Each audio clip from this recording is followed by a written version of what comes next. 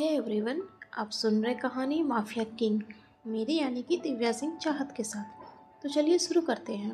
लेकिन अगर आप मेरे इस चैनल पर पहली बार आए हो या फिर मेरी इस कहानी को पहली बार सुन रहे हो तो फिर आप इसके बाकी के भाग मेरे प्लेलिस्ट में जाकर सुन सकते हैं, जिसका लिंक आपको डिस्क्रिप्शन बॉक्स में मिल जाएगा।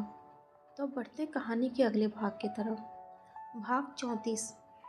लीज़ा, जो अब तक मानो के कमरे में अपने दोनों बाहों को डालते हुए अभी अपनी बातें पूरी कर पाती, उससे पहले ही एक बार फिर से उसके बाजुओं को खुद की कमर से दूर झटकते मानो सेठी विला से बाहर निकल गया था। जहाँ सामने से गुजर रहे स्टीव को रोकते हुए उसने आगे कहा, स्टीव, आज शाम। ओह कम ऑन मानो बेबी, मुझे इतना भी मत तड़पाया करो कि मैं चाह कर भी तुमसे दूर न जा सकूं। और ऊपर से जब ये तड़प इतनी गहरी हो तब तो ऐसा लगता है कि ये एक पल की दूरी भी कहीं मेरी जान न ले ले। एक बार फिर से लीजा मानो की कमर में पीछे से अपने बाहों को डालते हुए कहा था, जहाँ इस बार उसे ऐसे देख सामने खड़े स्टीव को जैसे गहरा झटका लगा हो। काफ़ी जल्दबाजी में वो सेठी विला की उन खिड़कियों को झांकने लगा था, जैसे वहाँ से इस वक्त कोई मानो और लीजा को साथ में तो नहीं देख रहा। खासकर कहीं काव्या की नज़र इस वक्त उनके ऊपर तो नहीं है। लेकिन काव्या की परछाई तक को भी नदारद देख स्टीव ने अब तक अपने दोनों हाथों को आपस में बांधते हुए एक राहत की सांस ली थी कि तभी माहौल में एक आवाज़ गूंज उठी थी, जो इतनी तेज थी कि डर की वजह से स्टीव की पलकें कस चुकी थी।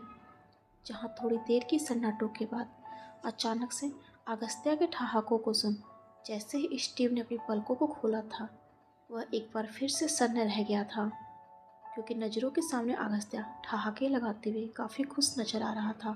लेकिन कुछ देर पहले तक लीजा, जो मानो के पीछे खड़ी उसे अपनी बाहों की गिरफ्त में लेने की कोशिश कर रही थी, वो अब जमीन पर रेंगती हुई दर्द से छटपटा रही थी, जिसके बाजुओं से खून की धाराएं चल रही थी। लेकिन उसके सामने एक घुटनों पर बैठा मानो, जिसके एक हाथ में गन थी तो दूसरे हाथ से लीजा की ठुड्डियों को पकड़ते हुए कहा, ये बात तो तुम भी जानती हो कि मानव सेठी का निशाना आज तक कभी नहीं चुका है। जो गोली छूती हुई गई है वो अंदर भी जा सकती थी, इसलिए इसे मेरी लास्ट वार्निंग समझकर आगे से ध्यान रखना। इतना कहते हुए मानव ने अब तक लीजा की ठुड्डियों को भी झटक दिया था और खुद अपनी जगह से खड़े होते हुए वहाँ से आगे बढ़ गया था। लेकिन तभी उसकी नज़र सामने खड़े अगस्त्या पर चली गई, जिसे देख अगस्त्या के चेहरे की हंसी भी अब तक बस उसके होठों की मुस्कान बन चुकी थी। तभी मानव ने कहा, काम हुआ? Don't worry second brother, Agastya अपना काम कभी अधूरा नहीं छोड़ता और उसे इतनी सफाई से पूरा करता है कि सामने वाले को भनक तक नहीं लगती, अगस्त्या ने कहा।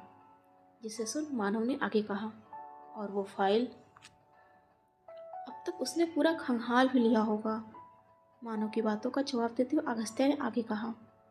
जिसे सुन मानव उसके कंधे को थपथपाते हुए वहाँ से आगे बढ़ गया था, जिसके पीछे ही दौड़ रहा स्टीव, जो अब तक शांत था, अचानक से कुछ सोचते हुए कहा, ग्रेट मास्टर, मैडम को इस तरह से लोडेड गन देना, कहीं मैडम किसी मुसीबत में न पड़ जाए। लेकिन मानो उसकी बातों को पूरी तरह से अनसुना करते हुए कहा, स्टीव, आज शाम दिल्ली जाने की तैयारी पूरी हो गई? जिस पर अब स्टीव कोई जवाब दे पाता उससे पहले ही मानो ने आगे कहा, और जेम्स को आज यहाँ नाइट ड्यूटी पर लगा दो। उससे कहना कि आज की रात कोई भी हलचल मिले उसे तुरंत रास्ते से हटा देना। लेकिन ग्रेट मास्टर, जेम्स भी हमारे साथ दिल्ली, आज वहाँ आपको। दिल्ली की हवाओं में भी इस वक्त खामोशी है स्टीव, इसलिए हमें वहाँ कोई खतरा नहीं है। होठों पर एक तिरछी मुस्कान लिए मानो ने कहा।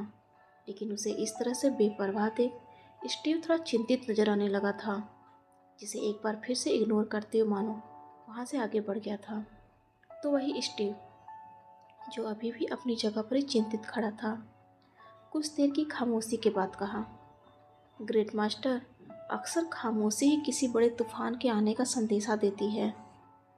लेकिन उसकी बातें मानो तक पहुंचने से पहले ही मानो उसकी आंखों से ओझल हो चुका था। तो उधर पीछे अभी भी जमीन पर एक अनचाहे दर्द से छटपटा रही लीजा, जो अपने बाजुओं से बहते खून को रोकने की कोशिश कर रही थी, कि तभी सामने खड़ा अगस्त्या उसके ऊपर लगभग तंज कसते हुए कहा, जा पुअर लिसा, कभी कभी तो मुझे लगता है कि जैसे तुम सेकंड ब्रदर से जलील होने के लिए ही पैदा हुई हो। लेकिन उसकी बातों पर लिसा पूरी तरह से चिड़ी हुई से नजर आने लगी थी, जिसे देख अगस्त्या ने आगे कहा, और अब खुद ही देख लो, जिन गोलियों से वो अपने दुश्मनों को भूनते आ रहे हैं, आज उन्हीं गोलियों से तुम्हें जख्मी करने में 1 सेकंड भी नहीं लगाया। इसलिए मैं एक फ्री का सजेशन दे रहा हूँ, अभी भी वक्त है, उनसे थोड़ी दूरी बना कर रहो, नहीं तो तुम्हें ऊपर पहुँचाने में वो ज़्यादा देर नहीं लगाएंगे। एक बार फिर से होठों पर तिरछी मुस्कान लिए अगस्त्या अपनी बातों को ख़त्म करते हुए वहाँ से आगे बढ़ गया था। तभी पीछे रही लिसा गुस्से में तिलमिलाई हुई अपने पैंट के पॉकेट से फ़ोन निकालते हुए उसे कान से लगा लिया था। हेलो, मैं बोल रही हूँ, इस वक्त मैं सेठी विला में ही हूँ और तुम्हारे लिए खबर है, आज मानव सेठी कहीं बाहर जा रहा है, जिसका मतलब आज सेठी विला पूरा खाली मिलेगा। तभी फ़ोन की दूसरी तरफ मौजूद शख्स की बातों को सुनते हुए लिसा ने आगे कहा, हाँ, इन सेठी ब्रदर्स के खिलाफ सबूत इकट्ठा करने के लिए हमारे पास आज से अच्छा मौका कभी नहीं मिलेगा। और हाँ, अभी तक मुझे विला के अंदर कोई अनजान लड़की तक नज़र नहीं आई है जिसे उस मानव सेठी की बीवी समझा जाए, इसलिए मुझे लगता है कि ये शायद बस एक अफवाह है। इतना कहते हुए लिसा ने कॉल डिस्कनेक्ट कर दिया था। इसके साथ ही खुद के चारों तरफ एक नज़र दौड़ाते हुए वह भी वहाँ से आगे बढ़ गई थी, जैसे वह भी तसल्ली कर लेना चाहती हो कि कहीं कोई शख्स उसकी बातों को तो नहीं सुन रहा था। तो उधर अपने कमरे के बेड पर काव्या ने अब तक फाइल के अंदर रखे सामंत गोयल के सभी फ़ोटो व उसकी सारी डिटेल्स को बेड पर फैला दिया था। साथ ही एक फ़ोटो के ऊपर ब्लैक स्केच पेन से चलाते हुए सामंत गोयल के चेहरे को ढकने की कोशिश कर रही थी, या शायद जैसे काबली गैंग का हर सदस्य अपने चेहरे को एक काले नकाब के अंदर छिपाया रहता है, ठीक वैसे ही काव्या सामंत गोयल के चेहरे को भी छिपाने की कोशिश कर रही थी। जहाँ कुछ देर बाद ही वह सामंत गोयल के चेहरे को ढकने के बाद उस फोटो को काफ़ी गौर से देखते हुए किसी सोच में डूब चुकी थी, जैसे वह अपने अतीत के उन पन्नों में खो चुकी थी जिस वक्त वह अपनी माँ के साथ कहीं बाहर जा रही थी और रास्ते में उसकी कार का एक्सीडेंट हो गया था, जिसे अभी वह हादसा ही समझ रही थी कि तभी एक नकाबपोश ने आकर उसकी माँ के ऊपर गोली चला दी थी और कुछ घंटों बाद ही उसकी माँ के मर्डर को एक एक्सीडेंट का नाम देकर मामले को रफा दफा कर दिया गया था। जिन्हें इन वक्त सोचते हुए काव्या की आंखों में नमी तर चुकी थी, लेकिन उन आंखों में नमी के साथ साथ गुस्सा भी था। तभी सामने रखी अगस्त्या की दी हुई गन को उठाते हुए काव्या ने एक गोली उस फोटो यानी कि सामंत गोयल के माथे पर चलाते हुए गुस्से में ही कांप उठी थी। सामंत गोयल, रॉ का लॉयल और होनहार ऑफिसर, अपनी ज़िंदगी की उल्टी गिनती गिनना शुरू कर दे, क्योंकि बहुत जल्दी मैं तेरी मौत बनकर आ रही हूँ। इतना कहते हुए काव्या ने गुस्से में अपना फ़ोन निकाला और उस पर एक नंबर डायल करते हुए कहा, 1 घंटे के अंदर आकर मुझसे मिलो, कुछ अर्जेंट है। और उस कॉल को तुरंत डिस्कनेक्ट करते हुए खुद भी उस कमरे से बाहर निकल गई थी। तो उधर दूसरी तरफ शिवानी बत्रा ऊपर हल्की ऊंचाई पर रखे कुछ पुराने फाइल्स के गट्ठर को उतारते हुए उस पर जमी धूल को एक फूंक मारते हुए जैसे ही झाड़ा था, तभी वो काफ़ी बुरी तरह से खांसने भी लगी थी।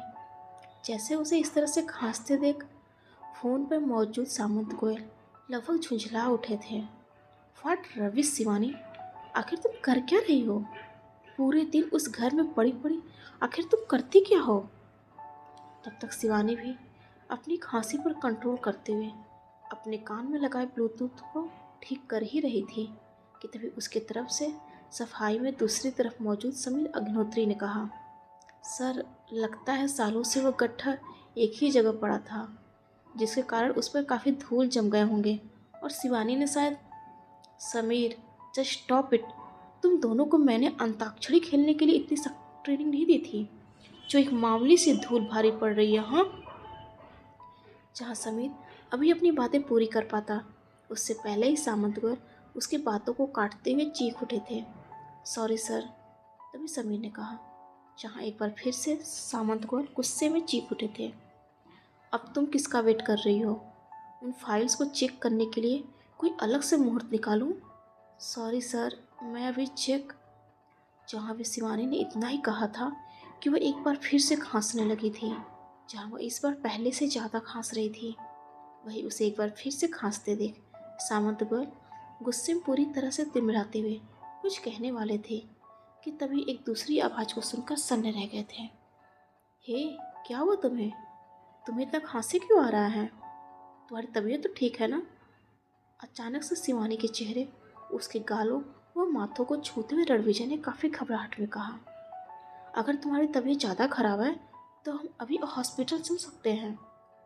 शिवानी को पास ही रखे सोफे पर बैठाने के साथ साथ रणविजय ने अब तक उसके मुंह से पानी का ग्लास भी लगा दिया था, जहाँ लगातार उसके पीठ को सहलाते हुए वह खुद अपने हाथों से पानी पिला रहा था।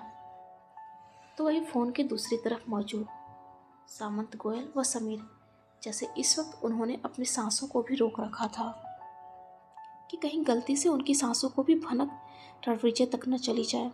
तब तक रणविजय भी शिवानी को पानी पिलाते हुए एक बार फिर से कहा, अब तुम ठीक हो? अगर कोई प्रॉब्लम है तो हम अभी hospital. No no, it's okay, now I am feeling better. Ranvijay के बातों के बीच में ही शिवानी ने अपनी गर्दन नाह में हिलाते हुए कहा। जहाँ रणविजय इस वक्त शिवानी के काफ़ी करीब बैठा हुआ उसकी तरफ ही देख रहा था, तो वही शिवानी भी जैसे उसकी बातों का जवाब देने के साथ ही खुद भी उसकी आंखों में खो चुकी थी। इस वक्त उनकी करीबी इतनी थी कि वो एक दूसरे की सांसों को भी खुद के चेहरे पर काफ़ी अच्छे से महसूस कर सकते थे। माहौल में एक सन्नाटा सा पसर चुका था, जैसे दो लोगों की मौजूदगी भी इस वक्त एक दूसरे में इस कदर खो चुके थे कि जैसे किसी तीसरे को उनकी मौजूदगी का एहसास ही न हो। ठीक वैसे ही जैसे इस वक्त सामंत गोयल को हुआ था। माहौल में एक चुप्पी को महसूस करते हुए कहा, हेलो शिवानी, हेलो, क्या तुम मुझे सुन रही हो? हाँ हाँ, थोड़े घबराहट के साथ शिवानी ने कहा, जहाँ खुद के सामने रणविजय को भी देख अब तक वो काफ़ी घबरा चुकी थी। साथ ही उसे इस तरह से हाँ हाँ करते देख रणविजय की भी भौवें तन चुकी थी, जो शिवानी की धड़कनों को बढ़ाने के लिए काफ़ी था। इस वजह से उसने तुरंत आगे कहा, हाँ हाँ रणविजय, अब मैं बिल्कुल बिल्कुल ठीक हूँ। लेकिन लेकिन तुम अचानक से यहाँ कैसे? वो मैं एक ज़रूरी फाइल भूल गया था, बस उसे ही लेने आया था। इतना कहते हुए रणविजय अब तक शिवानी से दूर होने के साथ साथ अपनी जगह से खड़ा भी हो गया था।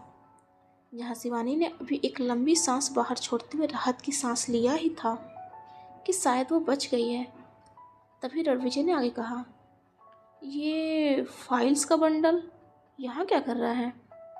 इसे शायद मैंने वहाँ ऊपर टांग रखा था ना?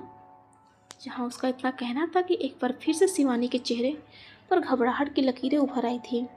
साथ ही अब तक रणविजय की नज़रों को भी खुद के ऊपर ही पाकर अब तक उसकी जुबान भी हकलाने लगी थी। वो एक्चुअली, उससे कहो कि तुमने सफाई के लिए उस गट्ठर को नीचे उतारा था।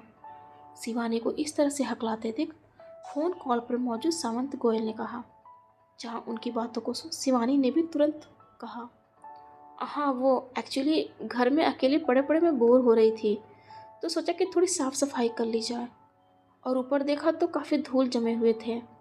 इस वजह से सोचा कि सबसे पहले सफाई वहाँ ऊपर करनी चाहिए, और साथ इसी वजह से मुझे खांसी भी आने लगी थी।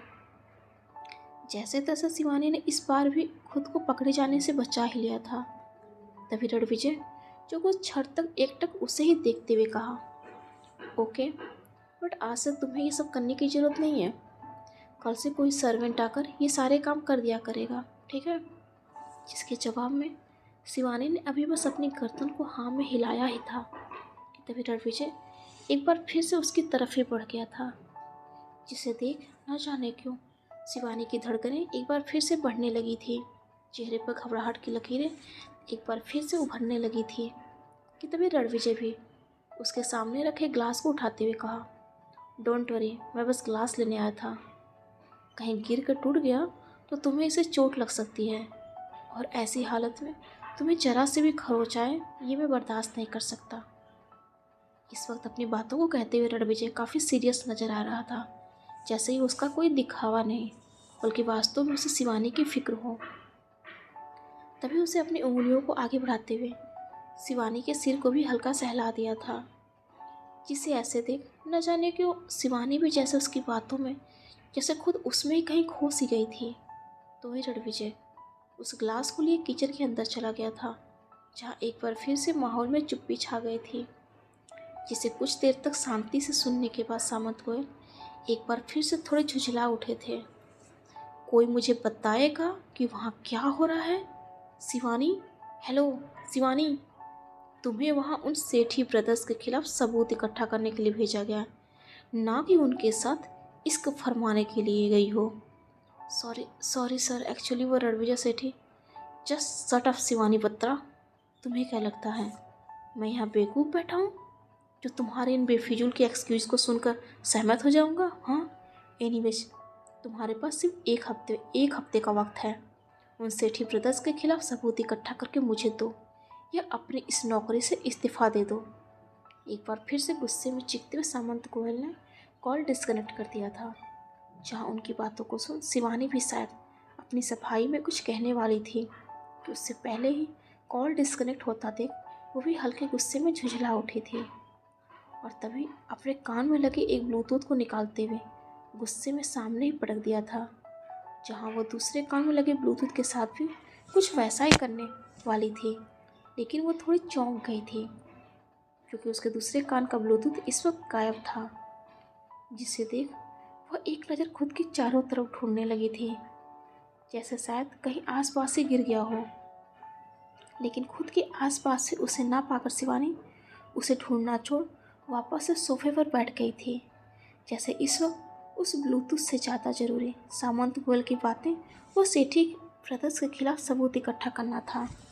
लेकिन इस बात से अनजान कि किचन के अंदर खड़ा रणविजय एक ब्लूटूथ को अपनी उंगलियों में पकड़े उसे ही एकटक देखते हुए मुस्कुरा रहा था, जो शायद वही ब्लूटूथ था जिसे बाहर हॉल में शिवानी ढूंढ रही थी।